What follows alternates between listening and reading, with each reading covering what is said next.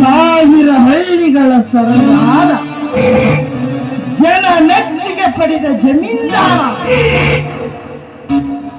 ಕಲಿಯುಗದ ಗಂಡು, ಹುಲಿಯ ಮೆಟ್ಟಿದ ಗಂಡೆಂದು ಮೆರೆದಾಡುವ ಆ ಗಂಡು ಹುಲಿಗಳ ದಂಡಿನ ರಾಜನನ್ನೇ ಬಗ್ಗು ಬಡಿಯಲು ನಾನು ಹೇಳಿದಿರುವ ಕಥೆಯನ್ನು ಕೇಳಿ ಹೃದಯಕ್ಕೆ ಸಿಡಿಲು ಬಡಿದಂತಾಗೋದು ಆ ಒಂದು ಕ್ಷಣ.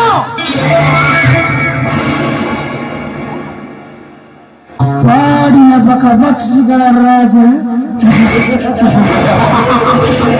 ಸಿಂಹರಾಜ,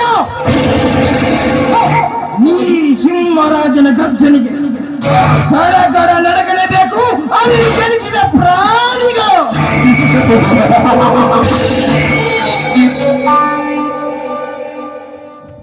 ಜಗನ್ನಾಥ ಅಂದು ಆ ಮಲ್ಲಪ್ಪನ ಸಾರವನ್ನು ಬಡ್ಡಿ ಕೊಡದೆ ಅಸಲು ಕೊಟ್ಟು ಕಳಿಸಿದ ಪ್ರತಿಫಲಕ್ಕೆ ನಾನು ನಿರ್ಮಿಸಿರುವುದು ನಿನ್ನ ತಮ್ಮ ನನ್ನ ಬಳಿಯಲ್ಲಿ ಬಿದ್ದು ನನ್ನ ಕೈಗೊಂಬೆನ್ನಾಗಿ ಮಾಡಿಕೊಳ್ಳುವುದೇ ದೇವೇಂದ್ರನದ್ದೇ.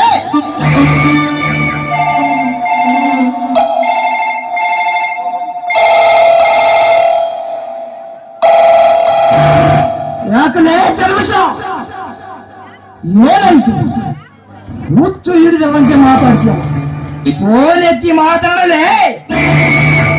ಯಪ್ಪ ದಡೆಯಲ್ಲ, ಇದು ಫೋನ್ ಕಾಲಿಂಗು ಆ ಜಮೀನ್ದಾರ್ ಜಗನ್ನಾಥಂದ್ರಯ್ಯಪ್ಪ. ಮತ್ತೆ ಬಾಂಬಾಕಾಗ್ತಯ್ಯ ಮಾಡೇನೋ ನಾನು ಕಾಣೆ. ನಾನು ಅವ್ರ ಜೊತೆ ಮಾತಾಡಕ್ ಭಾಳ ಭಯ ಆಗತ್ತದಪ್ಪ. ಒಳ್ಳೆದಪ್ಪ ನಾನು ಅವ್ರ ಜೊತೆ ಮಾತಾಡಕ.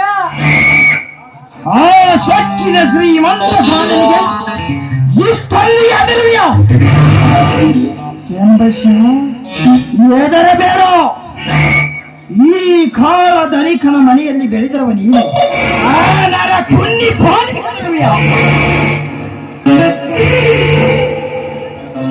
ಚಂಬಶ ಎದರಬೇಡ. ನಾನು ಗುರಿ ಇಟ್ಟ ಹೊಡೆದ ಬೇಡ ನಟ್ಟಂತೆ ಕಾಣ್ತೇನೆ. ಫೋನ್ ಮಾಡಿರುವ ವಿಷಯ ಏನೆಂದು ತಿಳಿದ